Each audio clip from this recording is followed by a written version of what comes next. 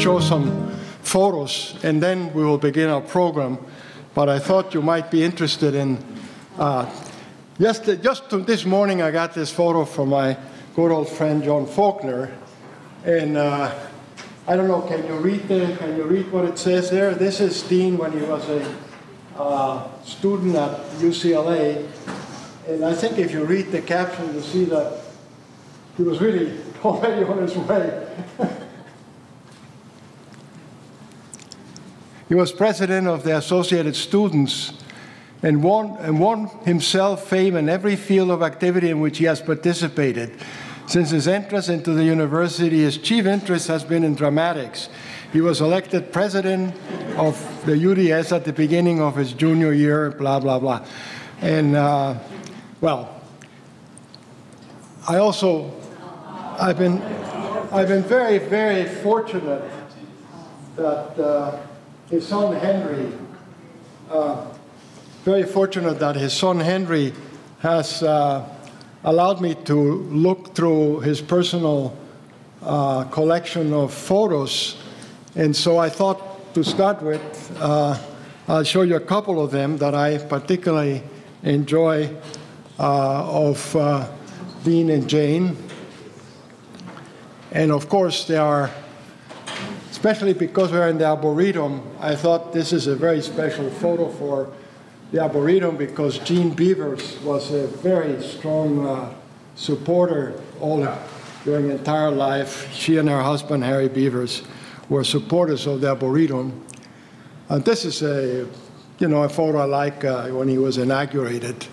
And now I'd like to call on our first speaker, who is, I think, well known to all of you. He's been a bulwark of the Emeriti, and of course he was here on ground one, conspiring to get this thing started. In fact, here we see him. Let me just show one slide. Can you get over here? I'll get over here. This is a slide that shows him conspiring with co-workers Lou Fackler and Jack Wokstow, many of you may remember, was the first architect of the campus. And I'm sure they're sitting around with Dean figuring out how to get things going. So this will come later. So this all yours. Hi, everybody. Here I am, back again. 50 years plus now, and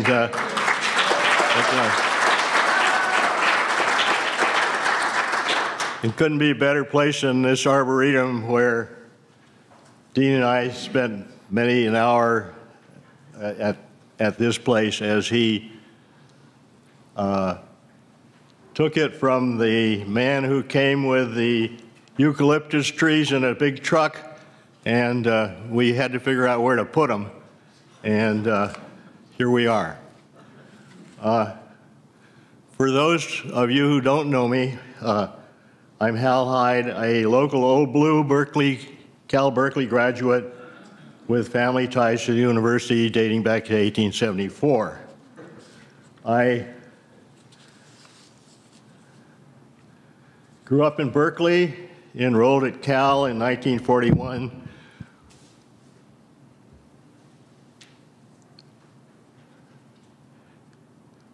And after Pearl Harbor, I enlisted in the Army and embarked on 4 years of active duty, most notably serving in combat as an infantry platoon leader in Europe under General Patton. And 70 years ago now, I was involved in the liberation of some of the awful concentration camps.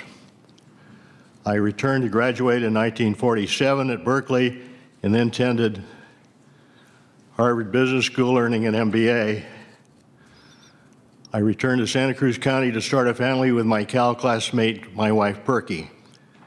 Santa Cruz was then something of a seedy beach town with limited opportunities for young people and seasonal summer business. I missed the excitement of Berkeley with other Cal alumni and some Chamber of Commerce people, early in 1957, we decided to lobby UC to build a new campus in our area. Key people on that role were Les Lay, former Yell leader of his class at Berkeley, Scotchy Sinclair, the editor of the Santa Cruz Sentinel, and Keith Schaefer, a flower man and graduate, but a orchid grower in the Capitola area, and Marty Franich, an automobile dealer in Watsonville who I'd known for a long time. We felt the community would be grateful that the university indicated it needed 4 new campuses to accommodate baby boomers, and the regents were embarking on a new governance program where Berkeley, UCLA, and other campuses would each have a responsibility of a chancellor, and we had a beautiful site here. We started by lobbying President Robert Gordon Sproul and his staff of vice presidents. He responded by sending teams of vice presidents 2 at a time to see what was going on.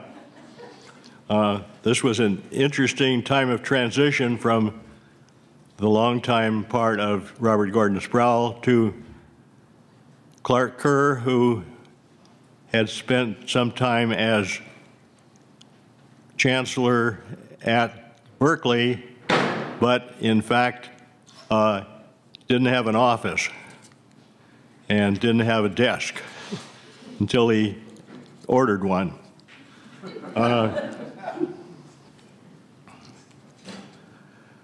Clark had, when he became president in 1957, in October, he made Dean McHenry his director of academic planning while chancellor at Berkeley. Bill Doyle, here on the platform with me today, has published a new book about the lobbying effort, which resulted in the purchase of our cow ranch site in Santa Cruz, which was celebrated, the purchase and the money changing hands, December 7th, 1961. In anticipation, the regents had appointed Dean McHenry as chancellor July 21st, 1961. On October 5th, 1961, and his wife Jane made their first official visit to Santa Cruz. Dean Jr. was with him. I'm not sure about you, Henry. Did you show up then, or were you still in school? I'm still in school. Okay, thank you.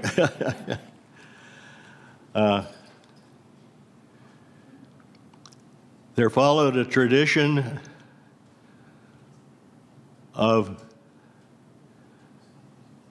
Dean and Jane knowing each faculty member and their family, and also entertaining them by coming to their home, the new university house in Pasatiempo. This tradition had started in President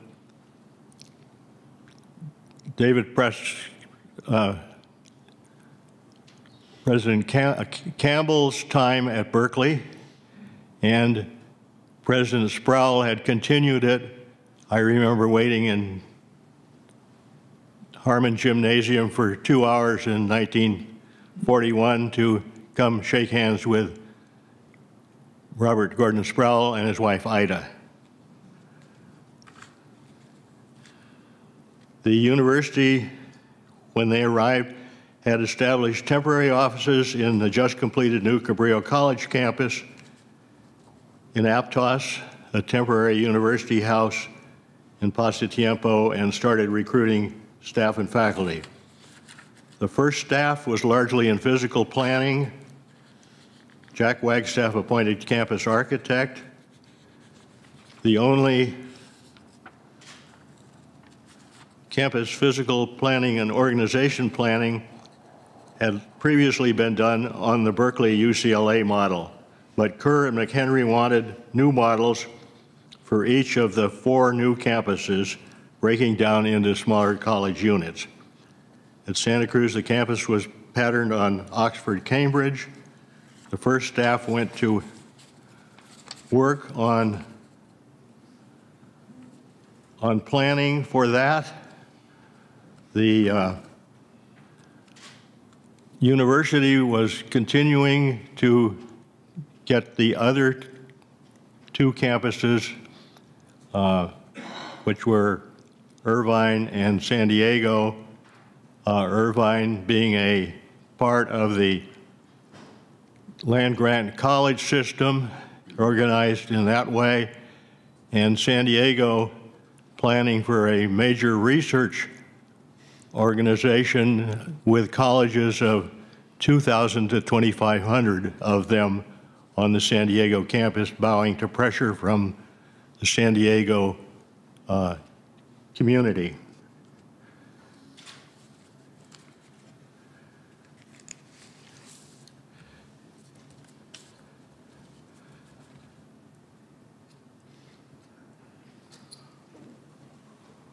Dean and Jane were a team. He'd grown up in Lompoc area in Southern California, a farm boy, had briefly gone to high school in the San Fernando Valley and then came back to, started at UCLA.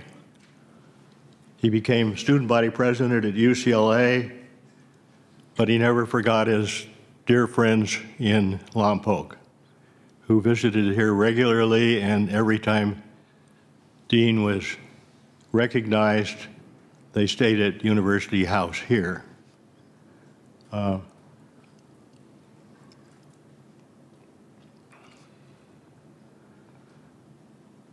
Dean trod every hall of the city and county officials, the service clubs, the schools, entertained home style, not lavishly, for like the first 4 speakers today, we all grew up under the Depression in small agricultural towns along the coast here.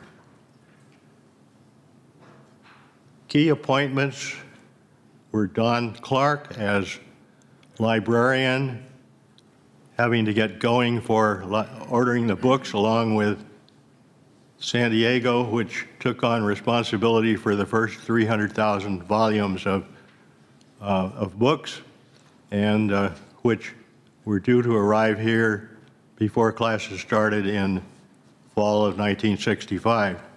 As a sidelight, they arrived here in random order, and we had to take all the people in buildings and grounds and all the people in architects and engineers and have them start sorting those books so that they at least were one number after each other when the students arrived.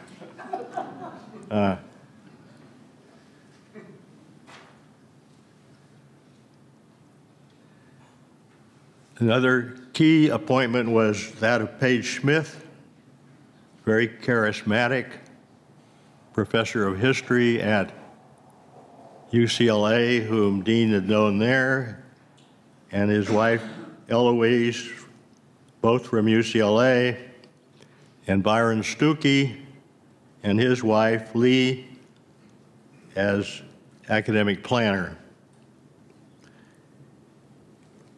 and chief recruiter of faculty, and Byron had come from Harvard. I was a volunteer at the time, helping on the first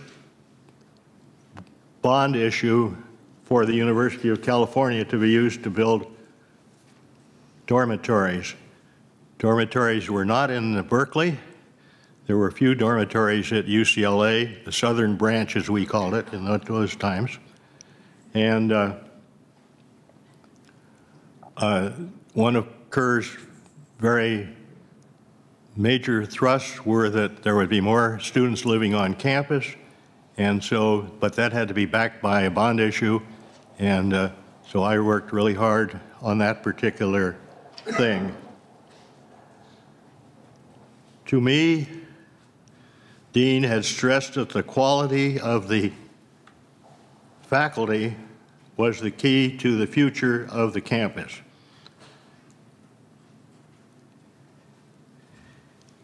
I'd say he booked about 60% of his time for that effort.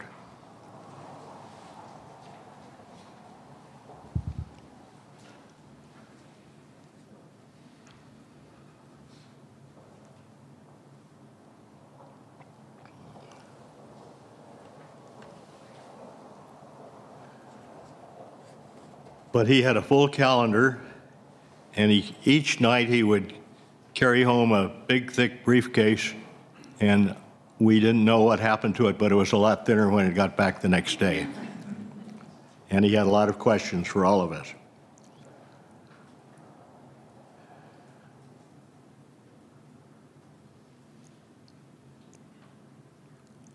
I passed on to my initial staff, who were the bookkeepers, the auditors, the environmental health people, the police and fire.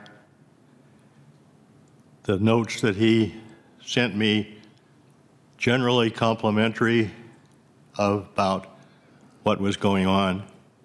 And he also didn't hesitate to tell you when something went wrong. My biggest disagreement with him early on was, what would the police wear for their uniforms, and would they be armed? He envisaged a Ranger broad-brimmed hat, a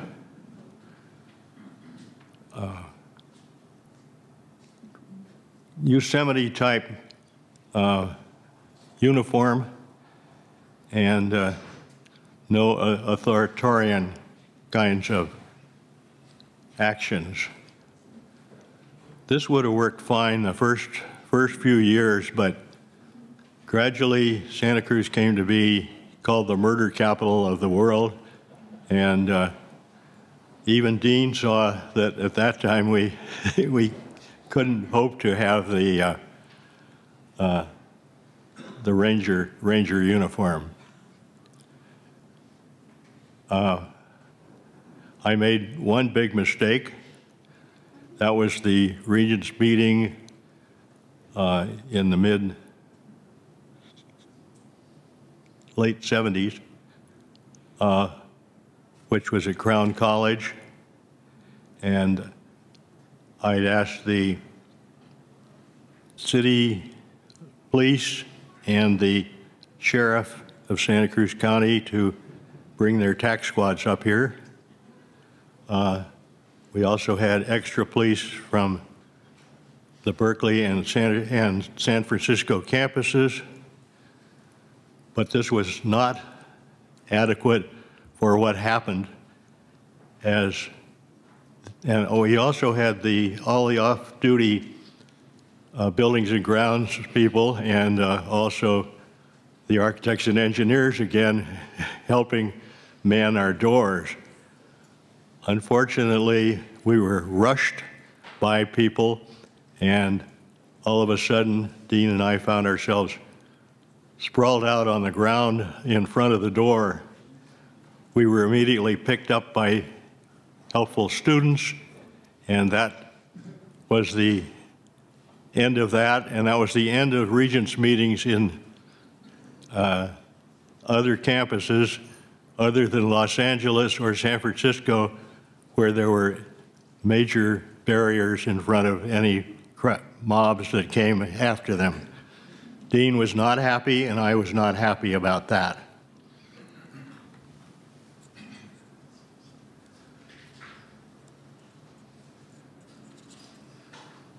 Dean had passed on that he felt the major effort here at Santa Cruz was the quality of the faculty, and that the colleges should stand on their own feet in coming along in development. And Page Smith did a wonderful job starting that, and was followed by Charles Page and later Glenn Wilson in those particular roles. But he also said that there should be divisional responsibilities in the university, and there he named Sig Pucknat,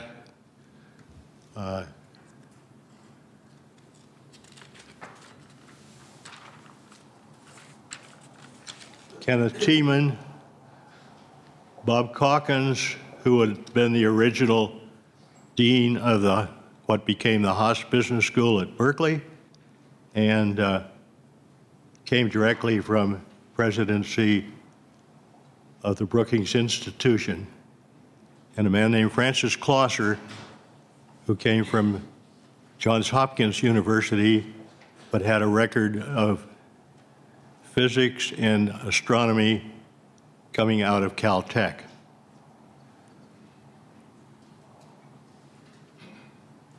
We all regaled each other as these people signed up along the way. We called it lion hunting.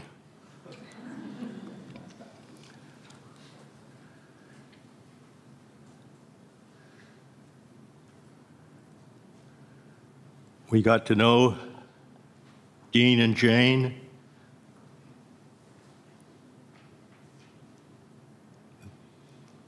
And care for them, and care for this place and venture. I still love them and this place, and I'm most grateful to Gene and Jane for my 10 years with them and the becoming a part of this magnificent organization. Thank you very much.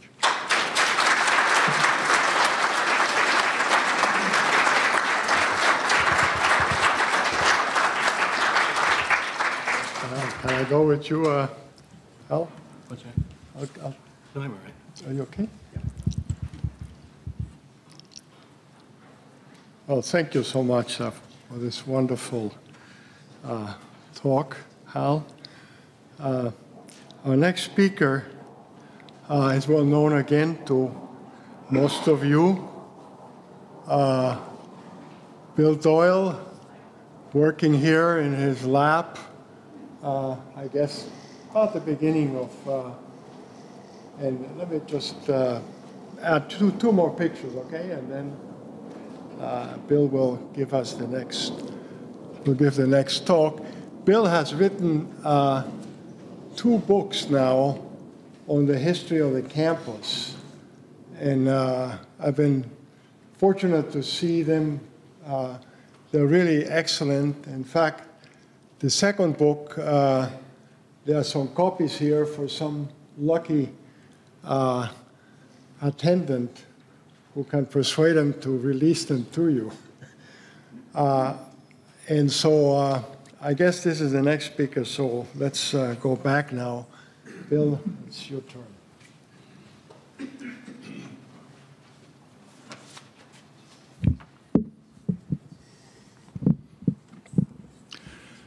Thank you, Michael.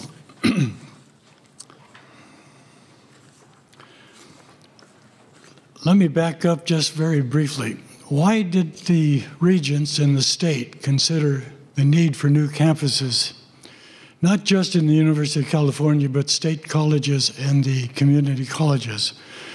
In a publication by Dean McHenry, talking about the origin of UC Santa Cruz, he pointed out that since about 1942, the increase in people in California was averaged out over a 10 or 20-year period of 500,000 new people per year either in migration or birth rate since 1942. People like me and Hal and others who were here during that time and aware, we realized and did not expect it to continue, but it did. This put undue pressure on not just the state colleges, junior colleges, and the university to make plans to serve the young people of the state as they became of age, but also the need to do it as quickly as possible.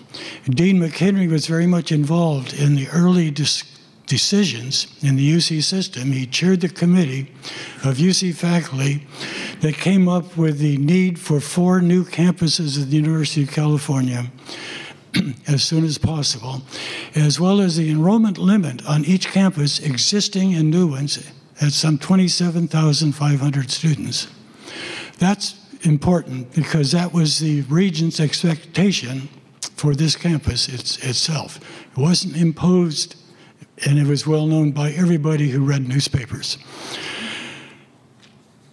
Dean McHenry, the Regents accepted the report, but decided to focus on 3 campuses immediately. The 4th campus in the San Joaquin Valley, as you know, has now been constructed and is open as well.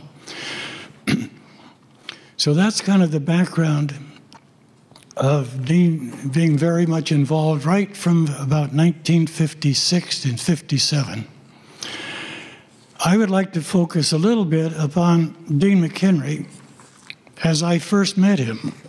I was teaching at Northwestern University. I'm a graduate of UC Berkeley, undergraduate and graduate. And my in-laws live in Watsonville, and they kept me informed about the planning of a new campus. And I finally took it upon myself to write to Chancellor McHenry and ask about the campus and how to apply. And I think possibly because of the knowledge of Hal Hyde, Dean McHenry wrote back and said that when you, or if you have occasion to be in the area in Santa Cruz, let's get together and talk. So I made an occasion to visit the in-laws in Watsonville with our family and came to late summer of 1964, came to the campus, met Dean McHenry. His office was in the old carriage house. I walked in the front door, met Hal Hyde, who then took me to and introduced me to Dean McHenry. Now here was the chancellor of a new campus, lots of things going on, very busy. Look around, there were no buildings that I could see anywhere on campus. The few buildings were just starting back in the hills. But he put down what he was working on, turned around and looked at me, and I had his full attention. He absolutely focused informally on the individual and listened and asked questions, but listened until I completed his thought. I was very much impressed with this person. Here was an assistant professor and a chancellor of a campus being interviewed. He never showed that he had other things, perhaps more pressing on his mind, that needed to be done. We went over the plans for the campus, a collegiate organization, 27,500 students, a general campus of the University of California, which, as I said, had been mandated by the regents, not his choice or anybody else's. And that the collegiate organization would represent faculty in almost all of the disciplines in each college, and each college with a theme. And there also would be campus-wide groupings of disciplines, such as biology, or as a botanist, not botany, but biology. And the important thing here was that the idea was that there would be a series of colleges added each year for the first 20 years. So there'd be about 20 colleges with about, at that time, 650 students per college. That was the first planning. Of course, that was then increased over time. He then said they were looking for faculty who were interested, more than just casually, but really interested in undergraduate education. They wanted the faculty not only to be world-class in research, but those faculty also who were concerned about the future of the young UC students. So that gave me the opportunity to talk about my experience at Northwestern. Back in the 60s and 50s, Northwestern University was known as a university with interest in high-quality undergraduate education. It was also the only private university in the Big Ten schools. At the close of the discussions, he said that I would have future communication with Paige Smith, because I would be a member of Cal College, and with Kenneth Tiemann, because of the biology bit. Neither one were on campus, so it was all by, over the next several months, by letter and occasional telephone call. But another name interjected, and that was Byron Stuckey. He was hired. He was concerned because I told Dean McHenry that I would bring possibly 3 graduate students with me. You know, perception inconsistent with quality undergraduate interest. So Byron pressed me into several different letters to provide evidence that, in fact, I was committed to undergraduate education, which he did. Fortunately, Northwestern at that time had a little yearly publication of rating teachers. And fortunately, I made it a few times, but on the good side. Ultimately, at least, we finished, and I carried on the letter writing, responses, and was mailed an application. He also, in the meeting, however, talked about a full campus at the University of California with professional schools, and specifically mentioned was engineering and business, and also some specialty research programs, one of which was in marine biology, which was fine with me because at Berkeley I'd taken some marine algae courses and other things, so I was very pleased to hear those things. As we know now, changes occurred considerably in the development of the UC Santa Cruz campus, not entirely due to internal problems, but problems put upon us by the state, in the sense that there are periodic financial problems within the state, which decreases the support of the individual campuses, state campuses, and the University of California. And therefore, very early in when we were expecting to develop and add, we had budget cuts. One of the early decisions made by the university was to evaluate the cost of developing engineering and business schools, to initiate and then maintain them. The report, actually 2 reports, one chaired by chairman, a person by the name of Chairman from Stanford, the other a UC person, argued, and this was accepted by the university, that at the present time, because of the difficulty of fully funding the existing engineering schools and business schools, at this time there should be no new schools of engineering or schools of business started, whether it be at Santa Cruz or Irvine or UCLA, no new ones. Unfortunately, in 1965, Francis Clauser had been hired from Johns Hopkins University to develop the engineering school at UC Santa Cruz. He was here in the fall of 1965. I met him. In 1967, there were 4 full faculty hired in engineering. Francis Clauser, professor of engineering. Harry Husky, who you might have read about in the Sentinel recently, professor of engineering from Berkeley. John Winery, professor of electrical engineering from Berkeley. And David Huffman, professor of computer science from MIT. Pretty star-studded group. On the other hand, what did these people do? They were here to develop a school of engineering. In 1969, Francis Klausler was hired by Caltech to head their engineering program. John Wintery went back to UC Berkeley. Harry Husky stayed at Santa Cruz, as did David Huffman, but the name of the program was changed to Computer and Information Sciences. No engineering anywhere in the description. But we then, however, lost that professional school opportunity for students. In the business area, Robert Calkins was hired from the Brookings Institute, Washington, D.C., to head the business program at Santa Cruz.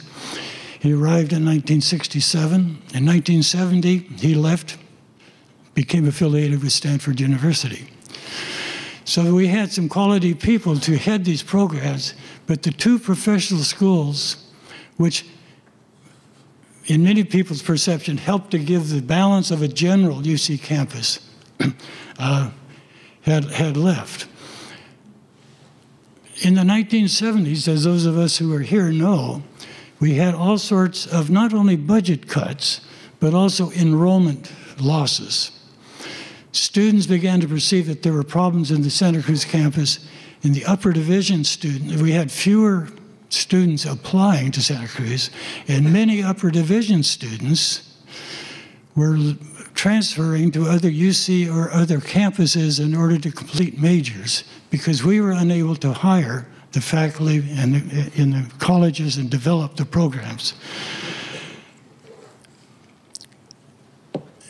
During the 70s, I had several discussions with Dean McHenry before he retired and then after he retired in 1974, just to try to find out what he perceived were still opportunities for this campus to move forward. And he always gave me a lot of time and advice. One of the areas of strength that they wanted to develop was marine sciences. And fortunately, we were able to develop a marine sciences program at Santa Cruz. And I would like to report, acknowledge, that Dean McHenry was absolutely central to the gift of land from Donald Younger to the university for us to develop what is now known as the Long Marine Lab. Dean McHenry has to be given full credit for the interaction with a very interesting person at times, Donald Younger. One of the things that we developed once we had the Environmental Impact Report prepared and sent, Jim Pepper, our faculty, chaired that committee. I sent a copy off to Dean, and he wrote back, he said, if at any time, he was very pleased, but if at any time that I felt he could be of help to us, please let him know he'd be happy to do so. What an opening. Years later, when we developed the Friends of Long Marine Lab to raise funds for the public program, because that's not ever state funded, I asked Dean whether he'd be a member of the board of directors of the Friends of Long Marine Lab, and he accepted. I found out he had a sense of humor. One of the major fundraising efforts of the Marine Lab was the yearly auction, especially the oral auctions. Great turnouts, but each year we tried to find interesting things for people to bid on, so it wasn't the same old place in Switzerland. And so I talked to him about the possibility of doing a Tom Sawyer approach to fence painting. That's, if you want to read Mark Twain, the story's in there. I asked him whether he would be willing, he and Jane, to have for auction a day of grape picking and lunch at the McHenry Vineyard with lunch with Dean and Jane. With a great smile, and probably worry, he agreed. It turned out to be a fabulous, different type of thing to vote for. Spirited bidding between friends. Ended up that Jack and Elena Basket were the two top bidders, and spent a warm, actually hot day at the McHenry Vineyards picking grapes and having a wonderful lunch with Dean and Jane. But that was kind of the sense of humor that Dean carried, I think, through his life, which is fortunate because he had some tough times too. The other thing that the Marine program that Dean did, and for the campus, I shouldn't say the Marine program, in the board of directors of Friends of Long Marine Lab, they raised funds for the public program. I asked whether they'd be willing to expand and raise funds, especially for endowed funds for student research awards. We had a lot of students who were interested in coastal, land, water, interchange problems. Many faculty had grant funds, but often students' interests were different than the faculty's, and there was no way to support their research. By having an endowed research awards, students could work with a faculty member on problems of great interest to them, as well as to our area.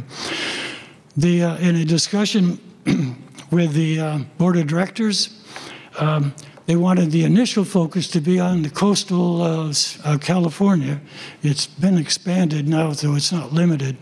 The first person to raise his hand was that I will commit an endowed, endowed student award fund in name of Jane McHenry. So there was a Jane McHenry Student Research Award. Second hand went up was Lillian McPherson Rouse. And she also was committed to endow one. Although she didn't want her name on it, I finally convinced her that for future donors, if you see a name on something like that, and it's endowed so it goes, the money is available each year, it's more likely to get other future donors involved to give money. And then at the same meeting, the Friends of Long Marine Lab itself agreed to start raising funds to develop these student research awards, which goes on today and has increased in the number of students that can be funded, summer or during the year, lodging or equipment, whatever. I was very pleased to be involved in the rethinking about engineering at Santa Cruz. And in the book, I go into great details about that and a few other things in my first book. I'd like to point out that one of the things that hurt the most during that time was the number of people, faculty, staff, and students who would proclaim that engineering at Santa Cruz was undermining the original theme and intent of UC Santa Cruz. Obviously, they never have read the 1965 academic program at UC Santa Cruz approved by the regents, as well as proclaimed in the local newspapers during this whole time period of a general campus at UC Santa Cruz. Anyway, I was very pleased, and Dean was very pleased to have the engineering program developed at Santa Cruz. But in closing, I just feel pleased that I was able to work, spend time, not just on these programmatic, bureaucratic things, but working with undergraduate and graduate students as well. But all of this that was really in part involved in the original academic plan for UC Santa Cruz. And I want to really thank, I want to read this, I had point something out here. I had a wonderful undergraduate and graduate experience working with faculty as an undergraduate, working with faculty at UC Berkeley. I thank Dean McHenry for bringing me back to California with the opportunity to pass this experience forward to the next generation of UC Santa Cruz, to UC students, Santa Cruz or otherwise. I feel very honored to have been asked by Dean to come, but I've been even more honored by the number of people here in Santa Cruz in general who have supported not just me, but what we had originally set out to do at Santa Cruz. Things have changed, but our willingness to do things should never. Thank you.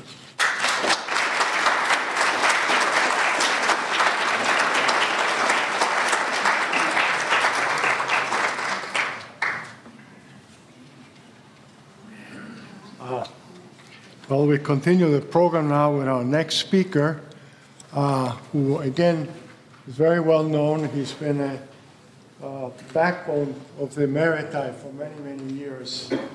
And Stan is going to tell us some very interesting stories about the history.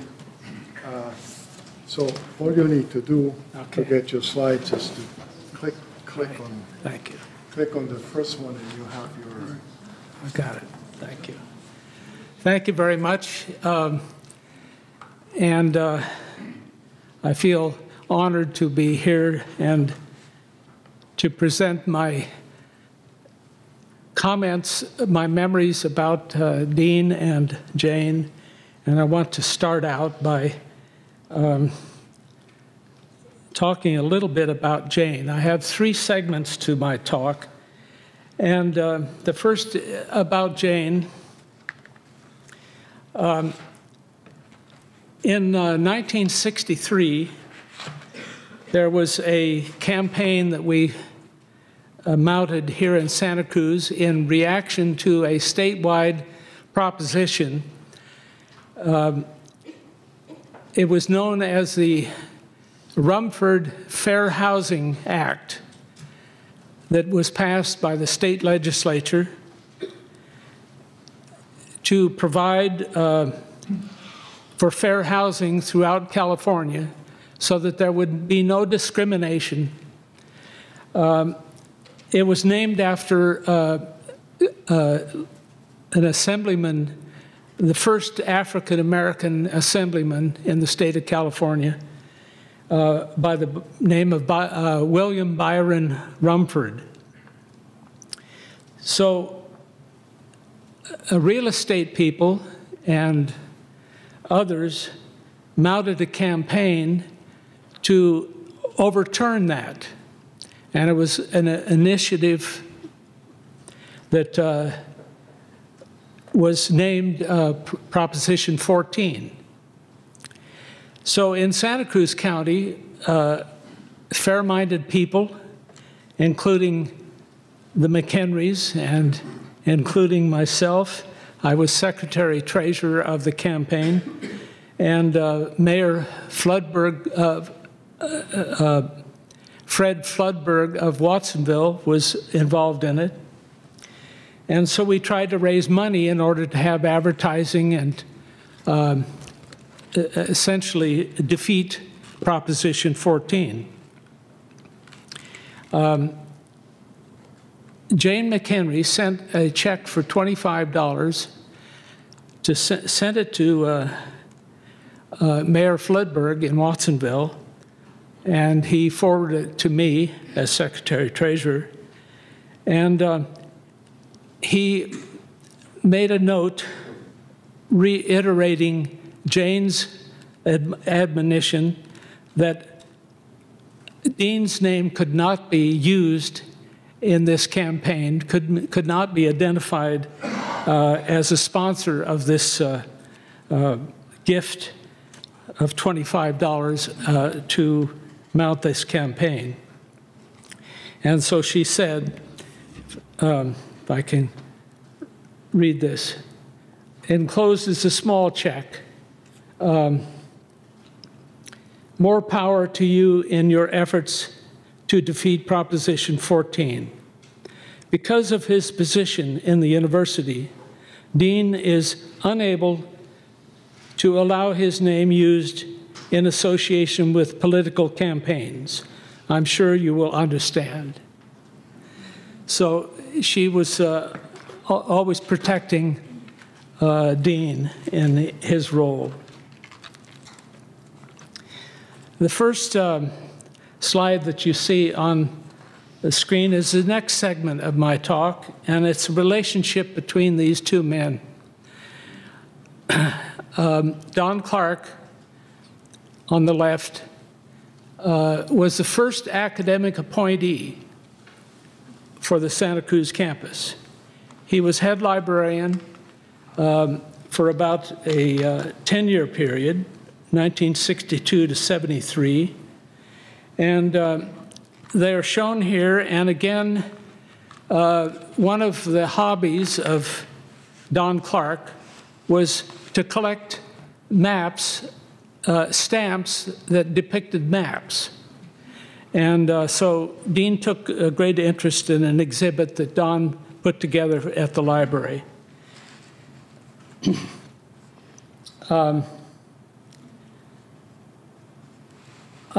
was also pleased when Dean McHenry in 1991 published an op-ed piece in the Santa Cruz Sentinel entitled, "What's Right About the UC Santa Cruz Campus?"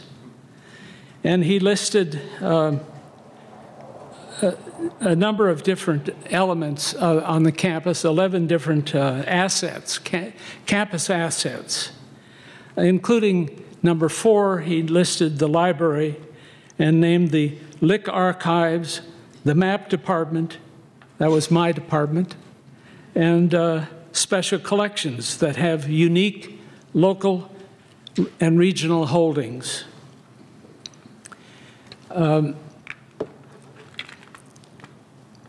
Of course, the library was named after Dean in June of 1974, the year he retired. This is a photo of the retirement party held at McHenry Library. This is in Special Collections in 1973 when Don retired. Don was also always known for his very smart dress. I think he outdid Dean a little bit on this occasion. The McHenry Library courtyard, the interior courtyard, was named by the Regents as the Donald T. Clark Courtyard. And I remember this occasion because I was asked to organize this particular event. And I remember I learned about the brass plaque that was to be mounted on the railing on the south side of the upper part of the courtyard. And I do know, I was told by good authority, that Dean McHenry paid for that plaque about $750. After retirement, Don Clark became a volunteer in the map room, not only pursuing his stamps on maps, but he continued to work on other projects, particularly his 2 landmark publications, Santa Cruz County Place Names and Monterey County Place Names. And I acted as the, I guess the impetus. I told Don that he had to get that onto a computer and get it published. And at the book signing, the very first book that was autographed, and Don had a stack of them he was distributing to people in the audience. The first one was to Dean. And if you don't know the book, it's, this is what it looks like. And I wanted to point out that he didn't forget Dean. And if you look at the entry for Chancellor's Ravine, it reads as follows: the ravine on the campus at the University of California, Santa Cruz, north of the old reservoir, named for the first chancellor of the university, Dean E. McHenry. So it's right outside here.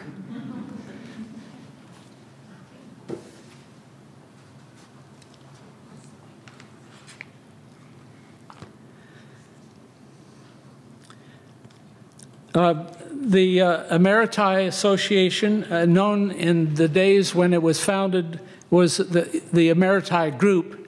Both Dean and Don Clark were founding members, and they both talked at various times to the emeriti. In 1989, Don spoke about the early days of the UCSC campus. In 1990, Dean McHenry, the fundraising for the UCSC in the early days. The next segment I want to speak about is a project that I undertook in 1992, and that is I founded the Heen Younger Archive at Special Collections at McHenry Library. And this is a photo of Frederick Heen, a German immigrant to the California Gold Rush, and a settler in Santa Cruz for more than 60 years before he died in 1913. The other half of the archive relates to the Younger family. And Bill referred to Donald Younger. Donald Younger would be a grandson of this gentleman, Charles Bruce Younger Sr. The archive, here's a photo of Donald Younger in his law office in downtown Santa Cruz. And F.A. Heen's youngest daughter married the son of Charles B. Younger Sr.'s only son. So this marriage between Agnes Heen and Charles B. Younger Jr. Produced 3 children, including Donald Younger. Donald Younger was a graduate of UC Berkeley in 1928, earned his law degree from Bolt Hall, and a law degree from George Washington University in 1932. In 1972, as Bill Doyle pointed out, Donald Younger and his wife Marion made a very significant contribution to this campus of 40 acres on which the Long Marine Laboratory was built. And here we have a portrait of the 2 of them with the Younger Lagoon in the background. Unbeknownst to me at the time it happened, Dean and Jane actually contributed an endowment in the name of Frederick Heen. See if I can back up to Frederick Heen and his wife Teresa. And they established Dean McHenry and Jane established a student fellowship, scholarship in the name of F.A. Heen and his wife. So there are a lot of connections that I remember between the McHenrys and I was reminded earlier that when we first started the library in 1965, down in, it moved from the carriage house up to what we called at that time Central Services Building, which is now known as Hahn Student Services. McHenry's office was upstairs and the library was downstairs. And one of my cousins was a secretary that worked for Barbara Sheriff and Dean McHenry, and I guess it was the 3 of them in that office. So I have a cousin, cousins on each floor of that building. So thank you very much. I appreciate the attention.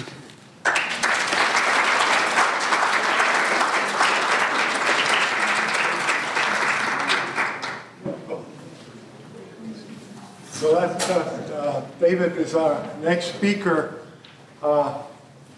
Those of you who read the letters to the Sentinel know that he's very outspoken, and I recommend you take a look at his latest. David, where are you? All right, I don't look a day younger.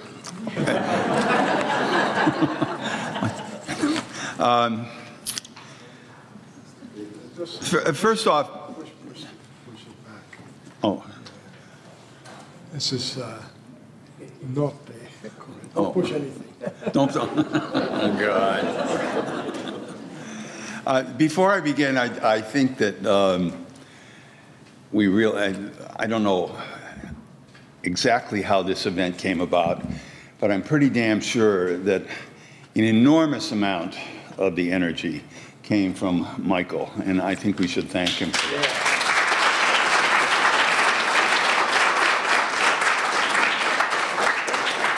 He asked me to say that, by the way.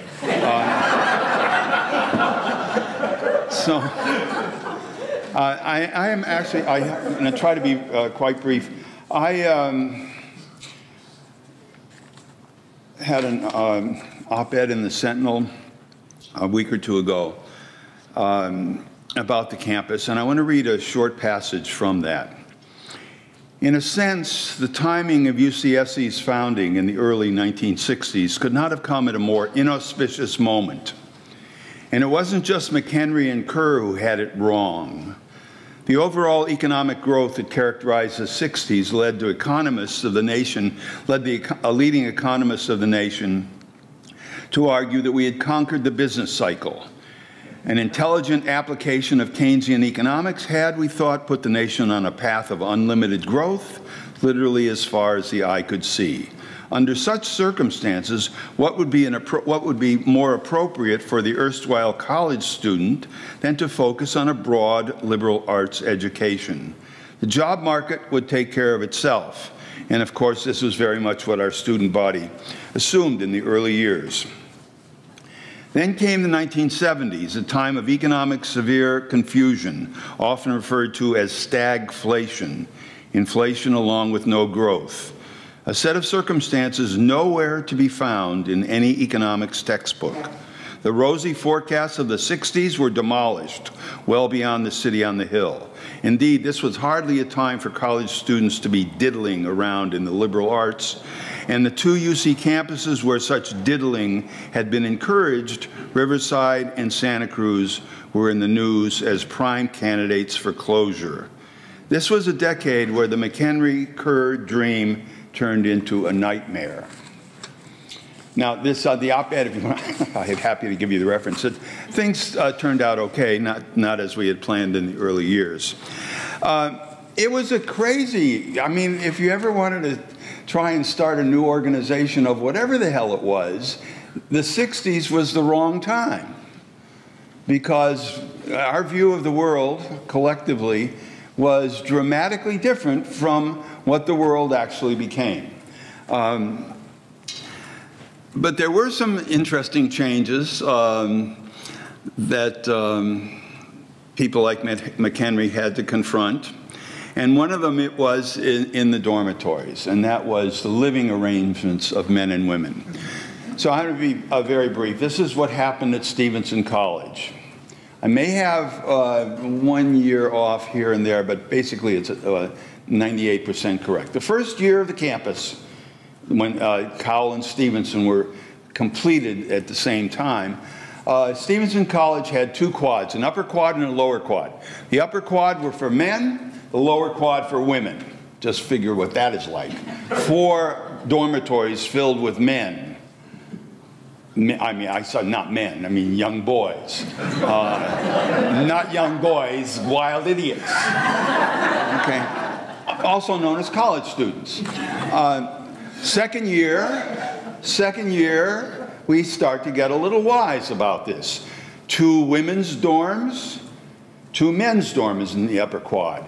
The same in the lower quad, so that the women would act as a sort of civilizing influence. In those days, as best I can recall, it still was the case that men and women could go into each other's dormitories only in the first floor lounge.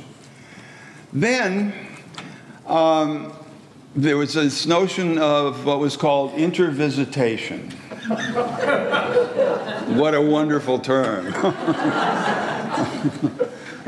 You think about that. Boy, what a euphemism.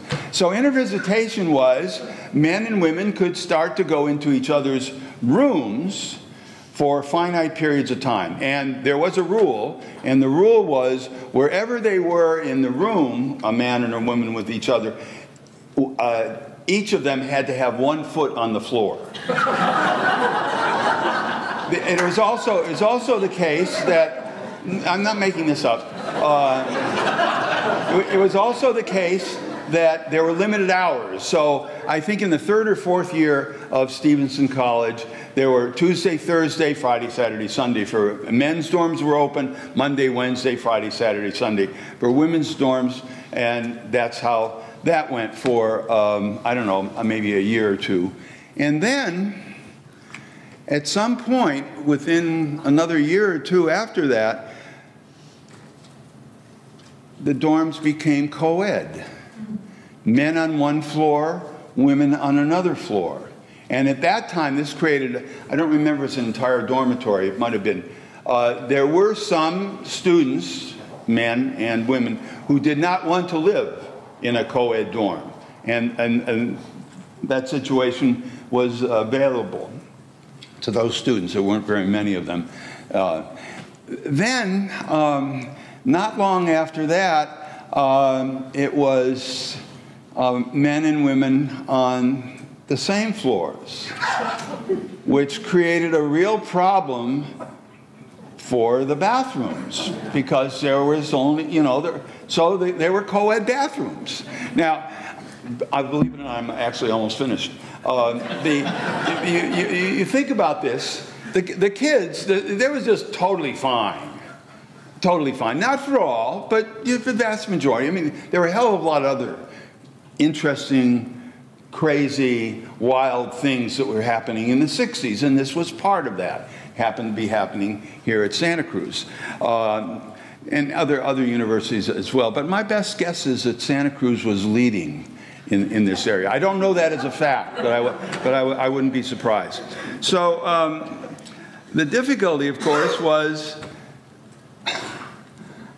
and I think everybody in this room that's had any direct contact with Dean and Jane McHenry have to say you love these people. But Dean McHenry is, well, I think he's Catholic. I wouldn't be surprised if he went to church quite regularly. And holy mackerel, try and imagine what he had to deal with in the context of these changes. But he did. And I'm going to conclude, actually, I was looking on the internet, and Gene Langenheim, you're not here, are you? No, okay. So it's a member of Stevenson College, and wrote about her experiences at Santa Cruz, and it's available from Amazon. The Odyssey of a Woman Field Scientist, a story of passion, persistence, and patience. And there was one section in her book about the intervisitation at Santa Cruz, and I'm going to just read this to you.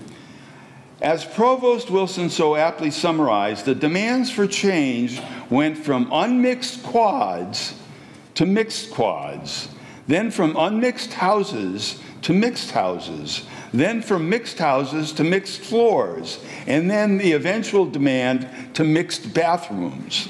Furthermore, different sexes were allowed in rooms most of the day, which went along with developing a philosophy that more normal contact between the sexes could lead to good friendships that didn't always have to involve sex. I mean, are there other kinds of friendships?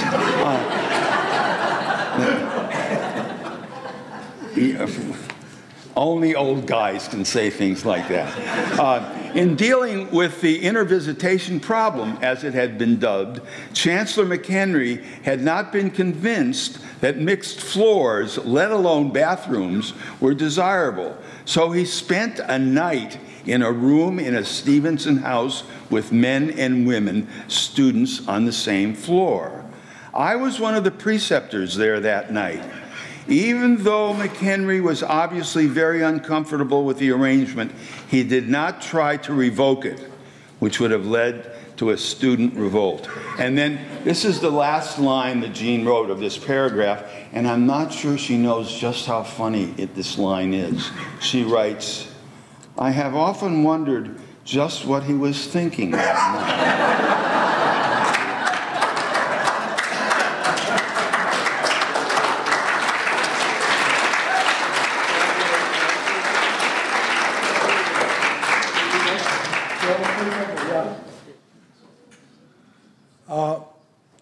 Our next event is a tribute that Herman Blake has sent us.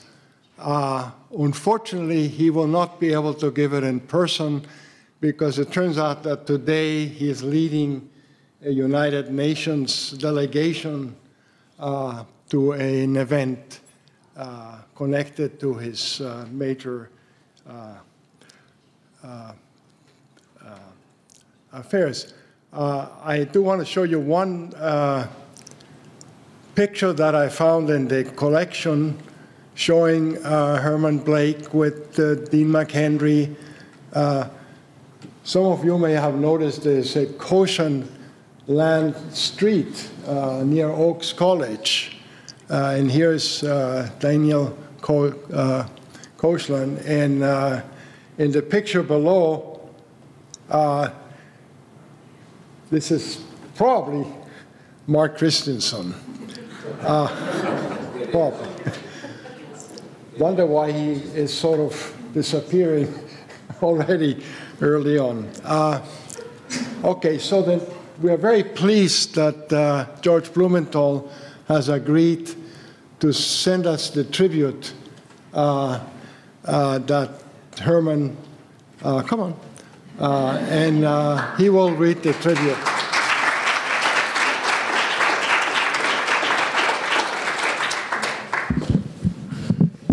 Thank you. Well, thank you, Mike, and thank you for organizing this as well. I actually met Dean McHenry within a week of arriving on campus as a young assistant professor in the spring of 1972, because within a week of arriving, I received a summons to go see the chancellor.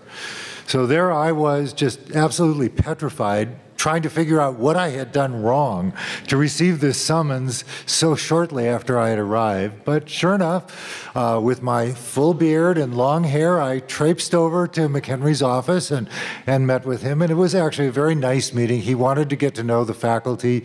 This was our first opportunity to meet.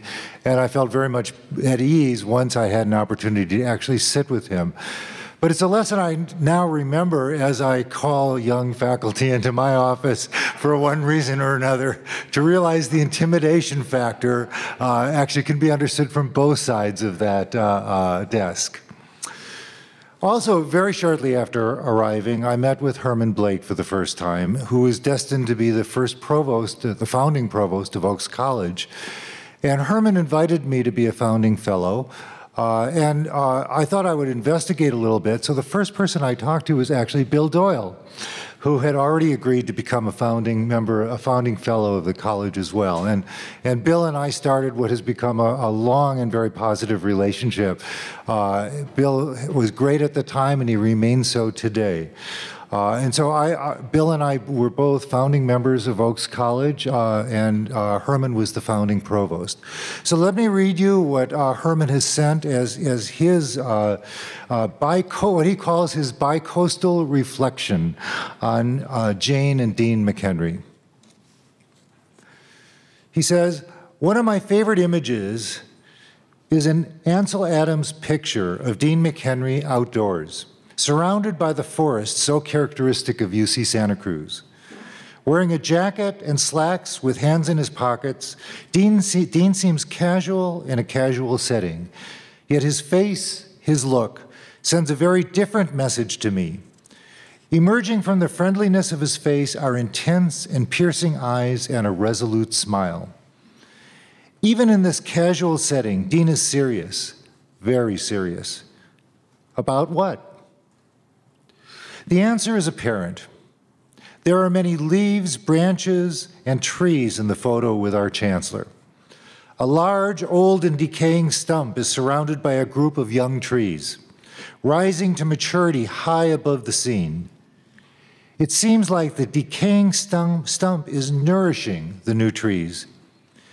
Even while building a new university campus, Jane and Dean McHenry were protecting the environment. And every time I think of Dean McHenry, this image comes to mind. It symbolizes my understanding of his love for the Santa Cruz campus environment and his expectation of the faculty and students who surround him. Dean was casual, friendly, easygoing, and gentle, but Dean was serious and determined about educational goals and processes. He took nothing for granted. As Oaks College emerged from the planning process into its own reality, Dean was a constant presence for me, never intruding or interfering, but guiding with a gentle voice, an enthusiastic spirit, and the challenge of high expectations. Even though we had disagreements, he was always supportive, often without my knowledge. Dean knew what he expected, but he understood that our educational perspectives were rooted in different life experiences, and he was patient with me. Dean sent resources to Oaks College even when I did not ask for them. They always seemed to come at the right time, and they were well used, and they made a real difference. At times, he did not agree with my directions. He was even opposed to them, yet he never resisted them. His argument against what I wanted to do often strengthened my determination to prove him wrong. And he gave me the counsel, shared with me the advice to help me prove him wrong. He felt every new provost should have the maximum opportunity to reach their established goals, even when he did not agree with them. And he was generous in helping me to reach Oaks College's goals. That was Dean, in the forest of academia, calm, casual, determined, resolute, and serious. He was an enabler because he was a visionary leader. Some years later, it was my privilege, indeed my honor, to host and guide Dean and Jane McHenry through the forests and pastures, as well as the Gula Geechee community of Defusky Island in South Carolina. This remote barrier island off the Atlantic coast had become familiar to UCSC because so many of our students served internships there, living in the homes of descendants of Africans enslaved on the islands several generations before. Dean was still his quiet and rather taciturn self. I thought he was a bit uncomfortable in this rural Gullah Geechee community setting, but Jane certainly was not. Watching them share this unique experience gave me a deeper understanding and appreciation of this extraordinary couple who did so much to make UC Santa Cruz an educational force in American society.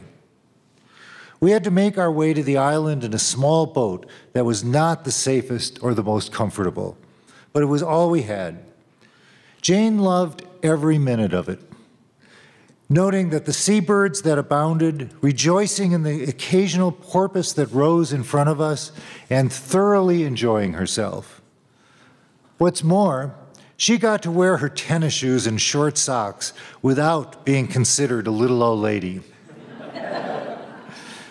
As we made our way around this remote rural island, we stopped at many homes so people could meet my friends from California and talk to them about the California boys they had come to love and respect. Jane often carried the conversation as she asked about aspects of their lives and families, as she tarried in the yards with ducks and chickens and the occasional turkey or goose, and looked through the fences and vegetable gardens. She seemed so comfortable and at ease in the setting, exuding the joie de vivre that characterized her spirit and reflected the lives of the Defusky Island residents. They knew she respected them and appreciated them, sharing their lives with her. They did not laugh at her tennis shoes. A special moment came when we entered a very large yard and approached a middle-aged woman seated on the porch of her single-story home. She was picking boiled crabs in preparation for making deviled crabs, a Daufuskie Island culinary delicacy. Her young granddaughter was shooing the cat. She invited us to join her on the porch, and a lively conversation ensued.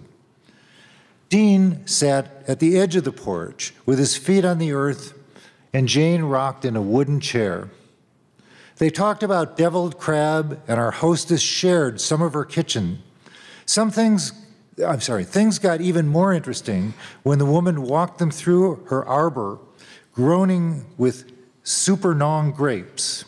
This led to a discussion of making wine, and our hostess showed them a large metal tub where her wine was making. The conversation was very lively as they exchanged stories of cultured grapes and making wine. They came from two very different cultures, two very different coasts, two different worlds, but they transcended these differences in a heartwarming bond of humanity. As we entered our small boat for the return to the mainland, Jane and Dean were wrapped in an exciting exchange, reminiscing about their experience, the woods, the waters of the environment, but most of all, the joy in connecting with such wonderful people.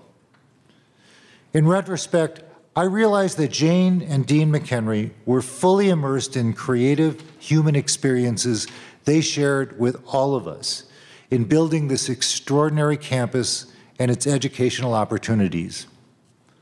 Now, when I imagine Dean McHenry in that Ansel Adams photo, I see Jane McHenry right at his side. Keep on keeping on. Thank you.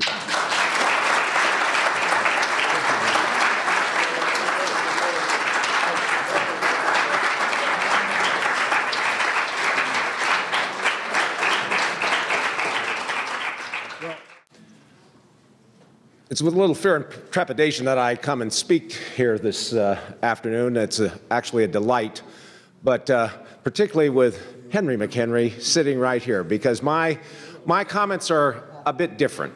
My comments are from a perspective of a child, like Henry was a child, of a family that grew up in California and experienced the evolution of the University of California. My father was the founding chancellor of the University of California. He was a fellow colleague of Dean McHenry. The interesting perspectives of things, Henry and I think were undergraduates at UC Davis at the same time, back in the early 60s, because there were no campuses of Irvine or Santa Cruz at that particular time when we started our undergraduate careers. But my comments are coming to you from the perspective of dinner tables, interactions with my father and then President Clark Kerr, interactions with Governor Brown, interactions with Dean himself. And it's going to be about the myth or reality of how Santa Cruz came into being. And I respect fully Dr. Bill Doyle's comments and the written record. This is somewhat what we call the pillow talk record. The reality of life is that Dean McHenry, as I understood it, grew up in Lompoc, California, as it was earlier indicated, went to UCLA, became president of the student body at UCLA. One of his fellow student body officers was Barbara Sheriff. Some of you may not realize that fact. I believe she was secretary of the student body when Dean was president. Dean then came to a little institution called the Farm to pursue graduate work. Something you may not realize is that he was standing in line, or at least this is the story that I have heard, was standing in line getting courses for his graduate work, and there was another gentleman that was standing in line with him, and that man was Clark Kerr. And together, as they got their courses, there happened to be two young women that actually stood behind them in that line. One of those women, a young woman who was pursuing her undergraduate degree, also looking to get her courses, was Jane McHenry, or became ultimately Jane McHenry. The woman that was with her became the wife of Clark Kerr, Kay Kerr. And so as a result, a great friendship emerged out of that line.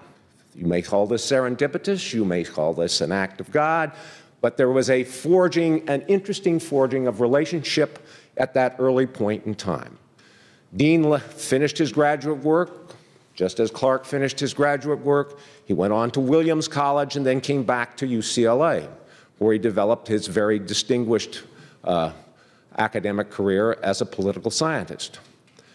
Dean was, Bill Domhoff talks about briefly alluding to some of his more liberal perspectives as a faculty member at UCLA at the time. Though a Marine, he also ran for Congress, and I believe that Henry will confirm that. I hope he does anyway, because that's how the stories in all of the things came to me. But the reality of life is that Dean was very liberal for that time. Actually, a Sinclair Lewis aficionado, and lost a violent death in the conservative Southern California politics of things.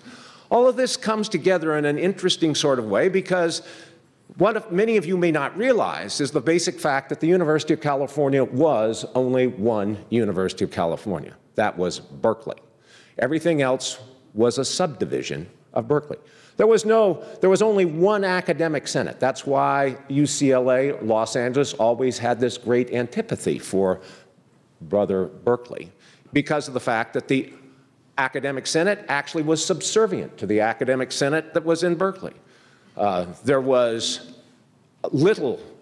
provosts, but they were not chancellors. There weren't any of those sorts of things. There was only one president, and that was Robert Gordon Sproul, who stood in that position for 42 years. There were campuses there were outposts. Riverside was a citrus experiment station. Davis was a farm school. They had courses, but they did not have the sorts of things that were, quote, full campuses at the time. Then, when Robert Gordon Sproul chose to retire, and there was a move to move Clark Kerr to become president of the University of California, and the real full development of that which became the multiversity, which was the brainchild, not just of Clark Kerr, but of Dean McHenry and a host of others. And Clark Kerr and that relationship that Clark Kerr and Dean, who had retained that friendship of families together over the years, came back together. And so Dean was called into becoming a part of the first system-wide administration under Clark Kerr, where there were going to be multiple campuses with chancellors at respective campuses, Davis and Riverside. And then there was the evolution of the master plan for higher education. Again, a brainchild not simply of Clark Kerr, but of Dean McHenry and others that came. But what people also have to realize that into all of that mix, in the historical perspective, agriculture was a very, very powerful element here in this state. Agriculture was king of the hill from an industrial standpoint. And so as a result, out of the University of California being a land-grant college, even though Robert Gordon Sproul was not out of agriculture, the vice president of agriculture was a very powerful person within the context of the state and within the state legislature. And so when Clark Kerr became the president of the University of California, there was great antipathy about the fact that whether or not somebody from an labor economics background could even become the president of the university out of that place called Berkeley without agriculture being appropriately recognized. And so the vice president of agriculture at the time was a fellow by the name of Harry Wellman. And Harry Wellman and Clark Kerr, as Clark was became the president, they created an organizational structure that was different. We didn't have vice presidents and everything else. So Clark created a situation, and the agreement was within the state that he would become the president, and Harry Wellman would become the vice president. So there was only one vice president, and there was a president, and that was Clark Kerr. But Harry Wellman, formerly under Sproul, the vice president of agriculture, would become the vice president. And then Clark created a series of statewide deans, statewide dean of academic affairs, statewide dean of agriculture, et cetera. And that's where our families, the McHenry family and the Aldrich family, came into being, because my father became the statewide dean of agriculture and cooperative extension, and Dean McHenry became the statewide dean of academic affairs. And it was in that milieu of then beginning to build the first statewide administration of the University of California that then there was then the thought about creating multiple campuses and bringing on 4 new campuses, not 3, but 4. And the interesting thing is that Dean McHenry, because he was originally from Lompoc, gone to UCLA, his friends Barbara Sheriff wanted to be a part of the new campus situations, they all planned to go and be a part of a new campus that was going to be in Orange County. I'm sure this is a shock to you. They wanted to be a part of the Southern California scene. There was only one problem, and that was that Clark Kerr said that because of that liberal background that Dean had, and because he was political science, to put a political scientist with sort of socialist tendencies in Orange County, the hotbed of John Birch, wasn't going to make it. And so as a result, instead of coming to Orange County, where he and Barbara Sheriff originally thought they were going to come, they came to Santa Cruz. And that's how they came into relation, as at least the stories were told to me, about how came to Santa Cruz. Now, the other interesting little thing about this, yes, there is all a background about all of the lobbying, et cetera, but there's another little interesting thread about how Santa Cruz came into being. And that is that Kay Kerr's cousin was the Smith family. Al Smith, Orchard Supply Hardware. Orchard Supply Hardware and Al Smith, Swanton Pacific Ranch, some of you may know about Swanton Pacific Ranch and all of that sort of thing. All of that played very significantly because of the basic fact that it was Al Smith's family, speaking through Kay Kerr and to also the chair of the Board of Regents at the time, Eleanor Heller, that the only place that there really ought to be a campus would not be Almaden Valley, but over here on the Cowell property. And so there was lots of lobbying going on, and I acknowledge all that. But as Al Smith says, there was a lot of pillow talk going on about where truly the Santa Cruz campus ought to be, where the next campus ought to be. And so that's all part of that sort of interplay that came about in terms of creating the campus here. Now I'm going to leave you with 2 other little vignettes. Okay, quickly. I'll be very quick. I'll be very quick. I'll be very quick. The 2 other little quick things is Founders Rock that's up here in Cowell, in the Cowell Plaza. 25 years ago, you know where that rock was? It was over by the dumpsters, okay? We had to move that rock to out there because they had built dumpsters around the original founding rock. 2 other little quickies for you to think about. It was reflected by Bill Domhoff about the athletics. In Dean's latter years, to me, he indicated that one of his greatest failings, he didn't want big-time athletics, he didn't want scholarship, but he felt that athletics and competing intercollegiate athletics was something he should have done in the earlier years of the life, because that was only in only that way could we bring together the community and the university in another way. And the final thing I leave with you is that Dean, even though he had talked about 4 campuses in the master plan, he actually got to see his dream begin to materialize.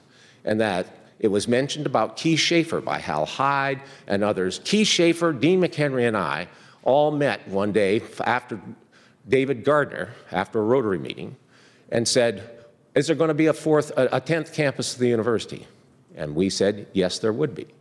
And as a result, Keith Schaefer's family owned, or his wife's family, owned 10,000 acres in Merced. And Dean McHenry, Keith Schaefer, and I, quietly behind the scenes, then worked for some 15 years that then ultimately resulted in him seeing the fourth of the 4 campuses come into being, and that was Merced. So thank you very much.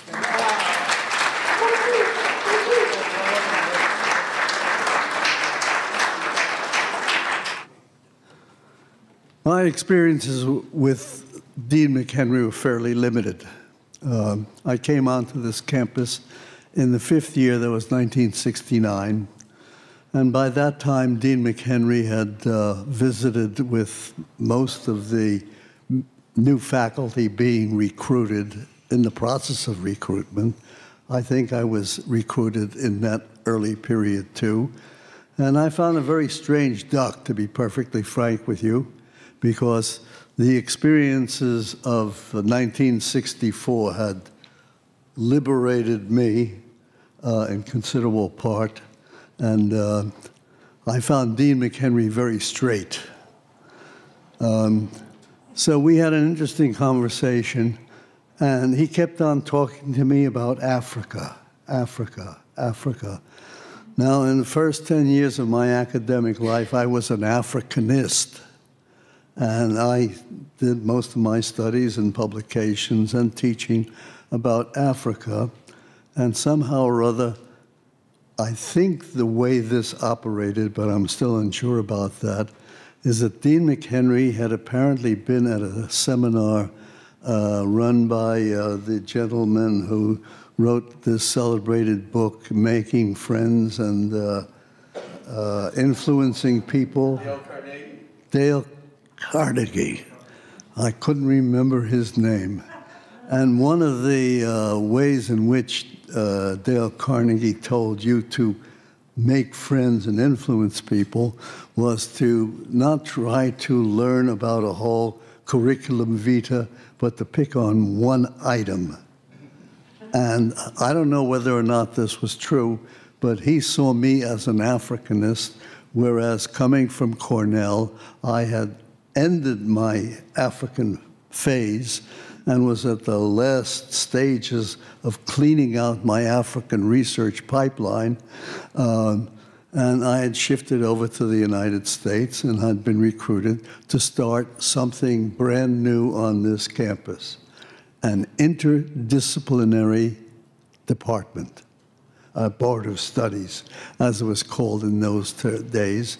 And I was recruited explicitly to deal with the problem on campus before my arrival of students doing field study and getting academic credit for such things as hugging a redwood or floating down the Mississippi River on a raft or meandering around through the cathedrals in Europe, projects like that.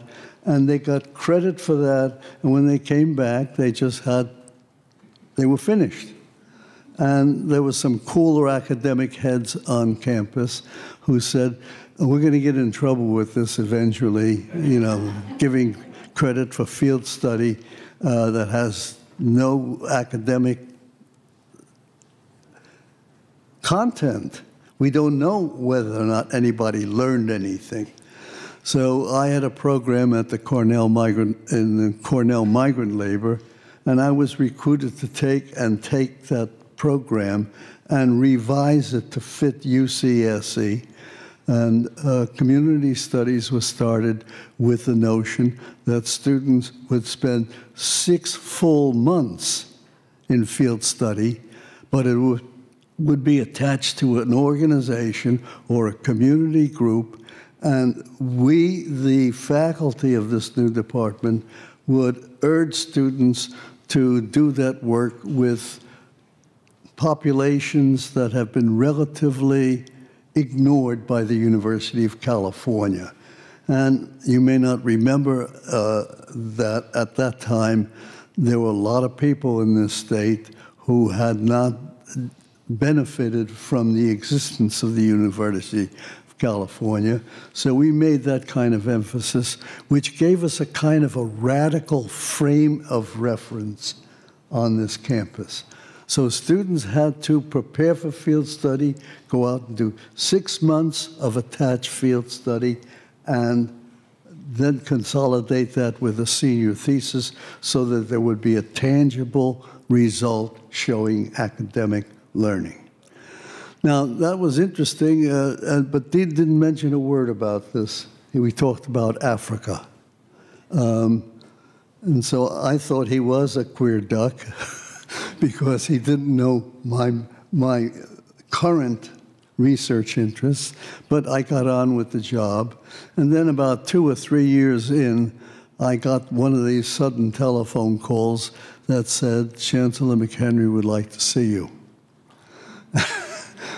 And like my friend Bill Domhoff, I said, uh-oh, this is what I expected, but I didn't think it would come so soon. And I was really chagrined by virtue of the fact that I didn't have a necktie on. And one of the things I had learned at Cornell is that if you're going to deal with the upper echelons of a bureaucracy, what you should do is dress the way they do, so that they won't pick on your clothing, etc. But I didn't have that option, so in I went to see Dean McHenry. And it turned out that Dean McHenry had received a telephone call from the head of Safeway stores. I don't know if the president or whatever it is, chairman of the board, and he had complained to Dean by virtue of the fact, as Dean put it to me, what are your students doing picketing my stores? And one way or another, he had found out that this was a student that had come from community studies doing a full-time field study with the farm workers. So Dean McHenry wanted to know what this was all about. And he queried me extensively about that. And I explained to him the curriculum. We prepare the students for the field studies. They go out and do the field study, and then they come back, blah, blah, blah, blah, blah. And he then asked, how do the students choose their field study placement? And this had been extensively discussed in the preparation of the curriculum. And I explained that students choose their own particular kind of location according to what they want to do. And we only had 2 restrictions on that, and that is that it had to be with something that was legal. And the second thing was that it could not be on another university campus. It had to be out in the field. And McHenry really queried me, and I found that kind of peculiar, but he went on and on. Are you sure the students do this? Because he was concerned that we, the faculty, were assigning the students. And finally, I convinced him, and he released me. I went about my business, and I never heard a word from Dean McHenry about what happened, but he never raised any objections, etc. And then a couple of years later, we had this, faculty was invited to go to Asilomar for a retreat about the problem of reaggregation. Do you remember that? Reaggregation?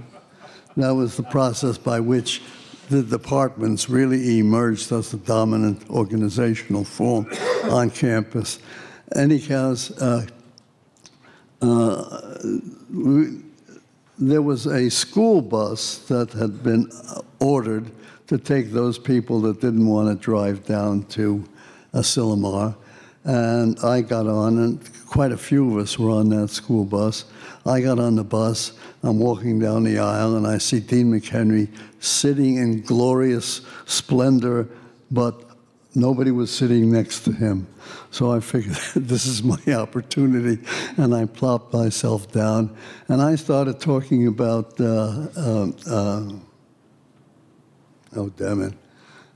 Clark Kerr. Clark Kerr, because I had read parts of his dissertation, which was set in the 30s, and it was really quite radical. And we had a very lively conversation, and somewhere past Watsonville, there was a lull, and I said to him, Chancellor McHenry, I was still being fairly formal in those days, Chancellor McHenry, whatever happened to that business with the Safeway president and the student picketing his stores? Oh, he said, and he explained to me he had talked to the president of Safeway, and he explained to him that students had academic freedom just like faculty, and the problem went away. Dean refused to get involved with it further. And at the end of the conversation, he turned around and looked at me and he said, and very seriously, students do have academic freedom. Dean McHenry.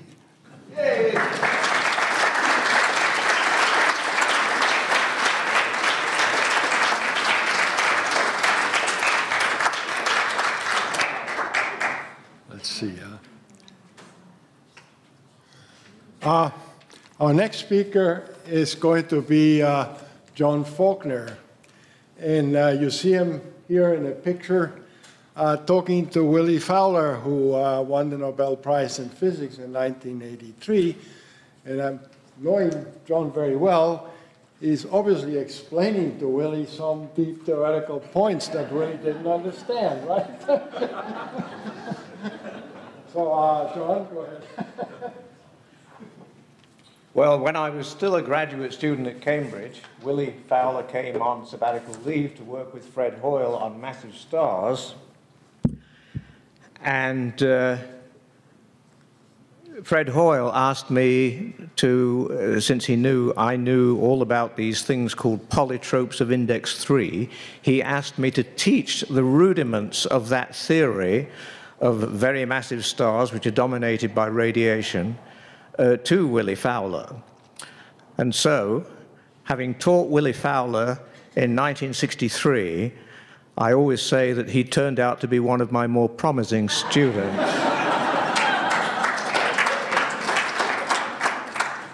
Now, when I arrived here in 1969, I too, like George Blumenthal after me, received the summons within a week or two of arriving on campus to go and meet Dean McHenry.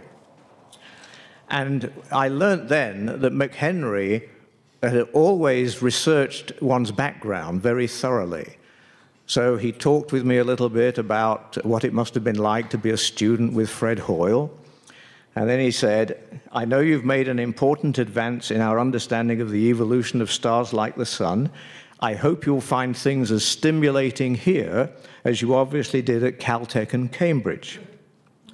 And I replied diplomatically, I'm sure I will, Chancellor. The presence of the astronomers of Lick Observatory was a great attraction for me. That's why I wanted to come here.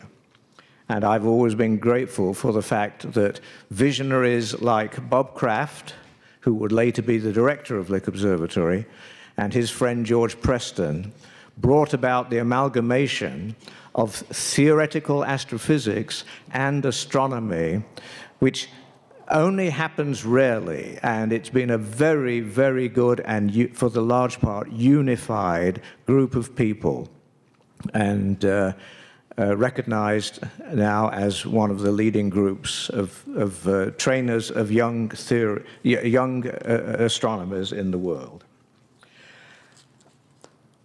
I was excused from teaching for the first quarter when I came here, but in the winter I began teaching, and there was another gathering at University House, and Dean McHenry came up to me and said, how do you like teaching? And I said, I find that I'm enjoying it very much.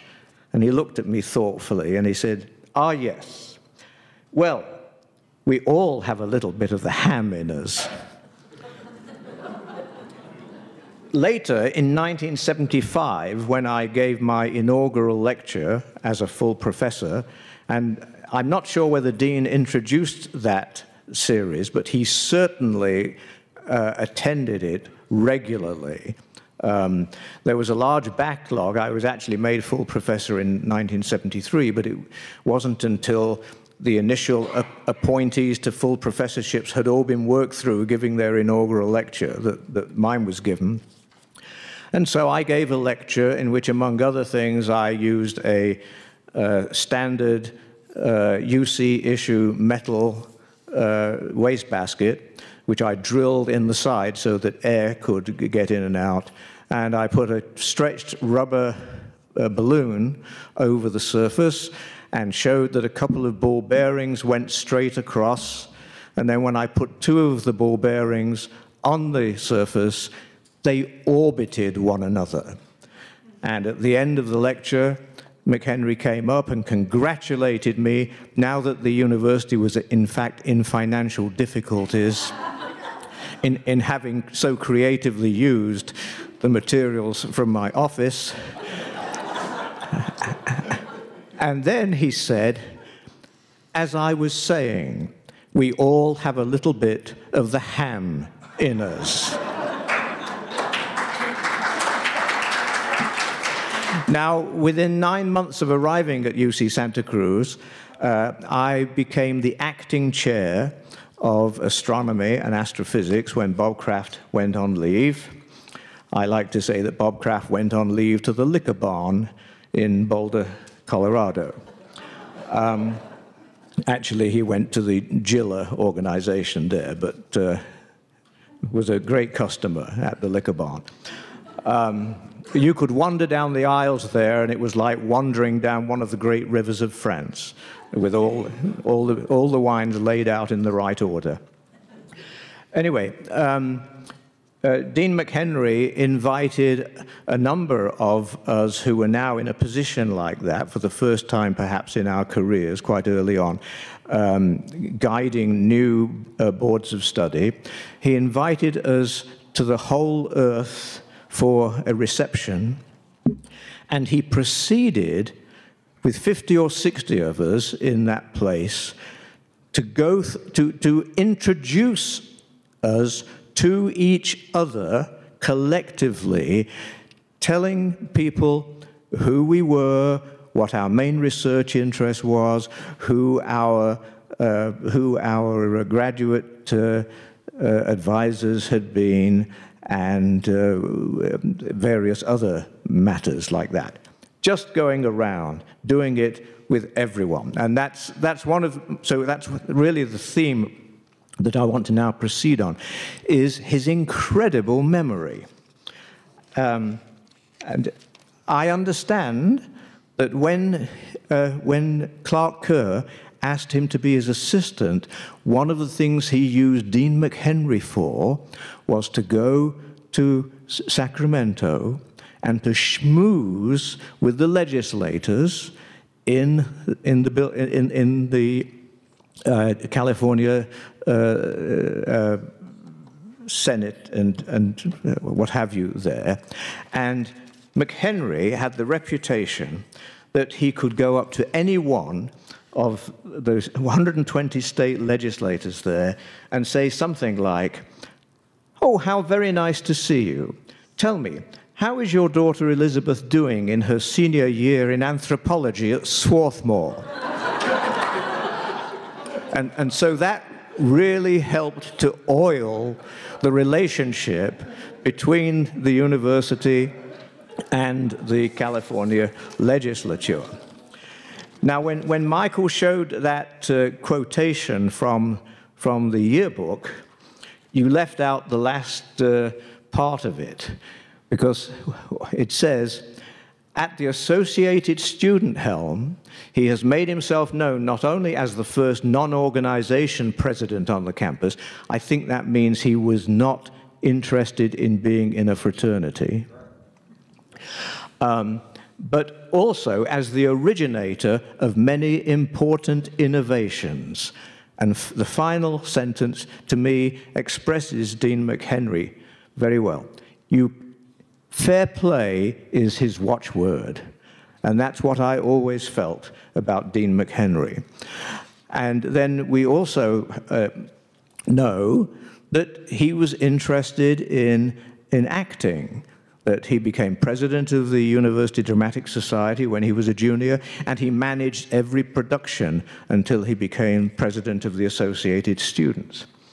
And he took the lead in the play Agamemnon in his year, the 15th time that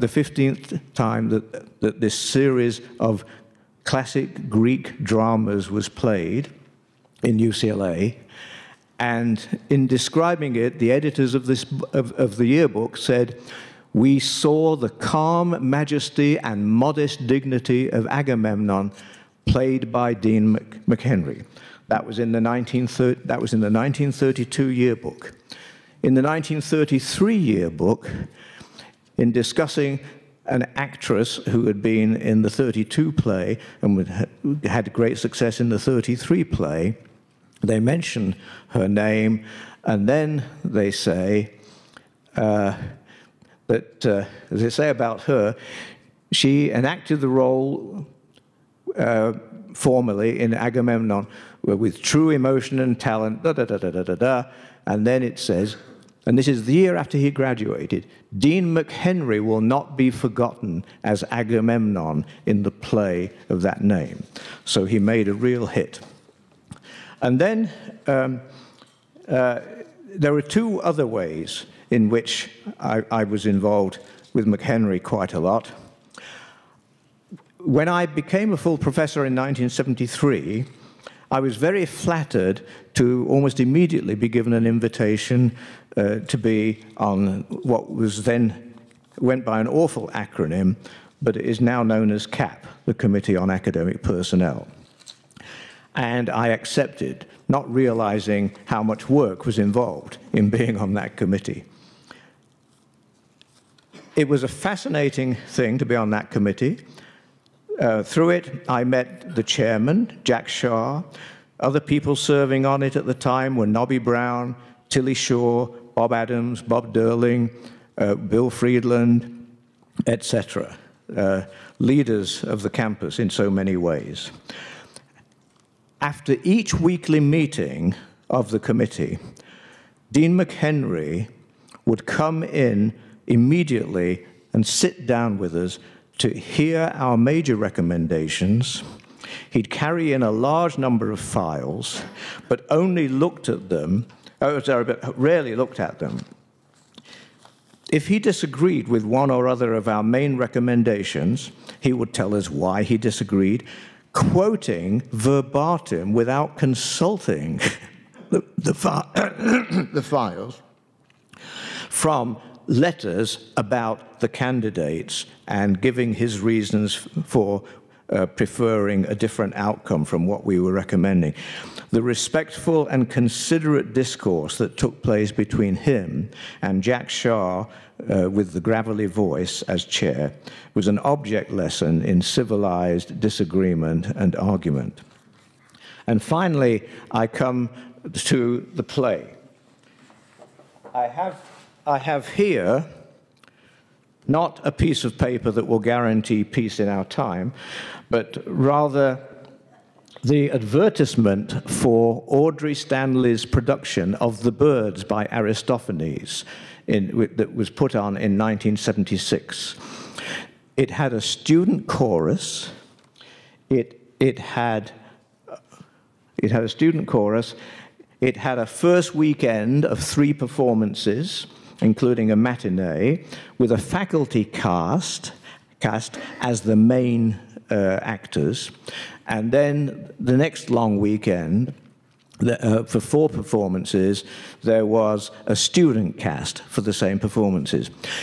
We all had to have masks made as birds.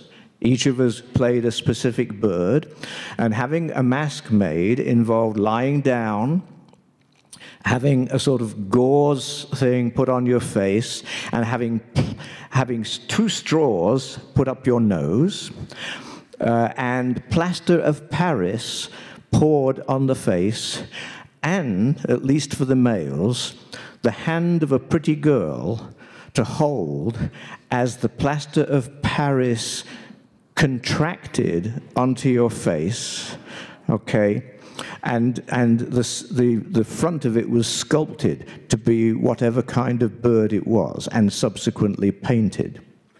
So we all had our bird heads. And Audrey Stanley chose to do this play in 1976 for two rather private but joking reasons. The play takes place in Cloud Cuckoo Land. She is, of course, British. She was brought up 7 miles away from where I was brought up. And she thought it would rather cheeky of her to be a Brit in America, treating it as Cloud Cuckoo Land, and also to be on this campus of the university, only 10 or so years after it had started, which in her mind also merited the title of Cloud Cuckoo Land. So this was Cloud Cuckoo Land in two different cases. And on this poster, every member of the cast that had a bird mask among the faculty and staff, who also played some roles, is listed here. I'm sorry. Is listed here. And I don't know, I mean, Bill has already left, I know, but he is down here too. I thought I would leave this out after I've finished, so that people can look and see if there are names of old people, and they are old people now, that they remember from this time. So, and Dean McHenry, by the way, of course, at the first rehearsal, was absolutely faultless in knowing his part. Not everyone was, but Dean McHenry did his work as an actor. So there's a very fond memories, and I really enjoyed the experience of knowing and working under Dean McHenry. Thank you very much.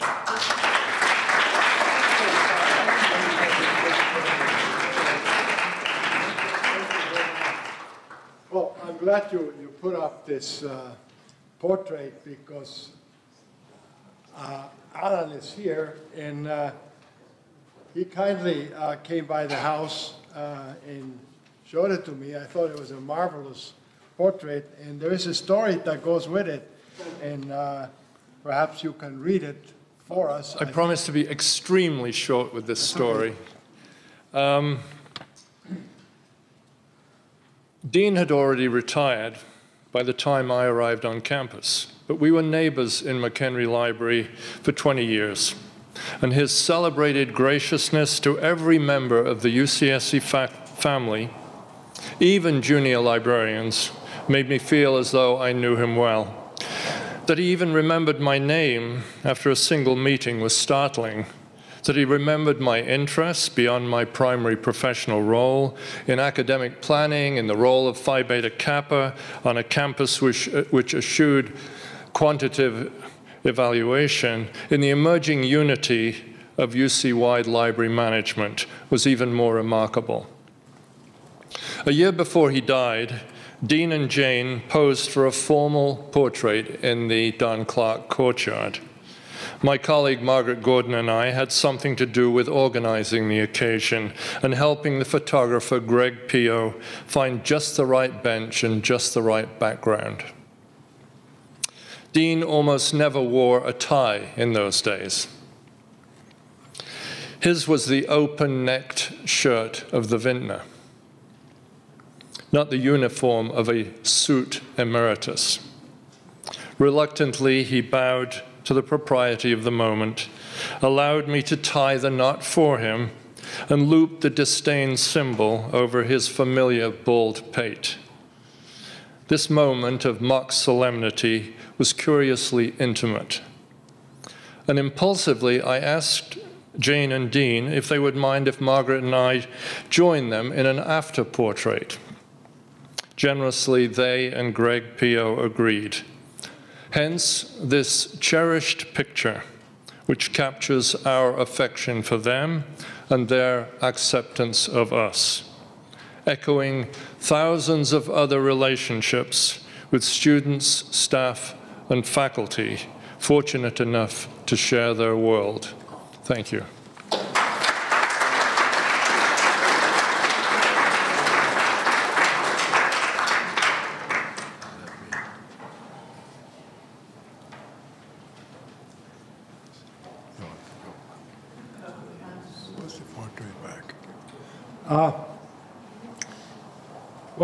We are running over time, and maybe this is a good point to stretch your legs a bit and sample some wine. And then those who are interested and can stay a little longer, I would welcome anyone to come up and make some comments. Hal, do you want to make some further comments?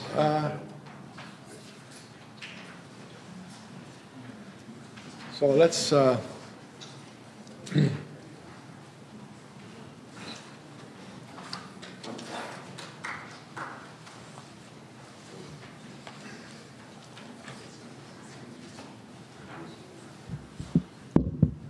indebted to Henry and Linda for making this announcement, which speaks to many of us and this relationship that we have had with Dean. And that is that these are the following programs who will be receiving support from the Dean and Jane McHenry estate. Arboretum Endowment, the college's endowment fund, the Chancellor's Leadership Fund, the College Sports Fund, Extramural Sports, Long Marine Laboratory, the Farm Garden Project, and the UC Santa Cruz Foundation. I'd like Linda and Henry to stand and we accept this wonderful news today. Thank you for letting me announce it.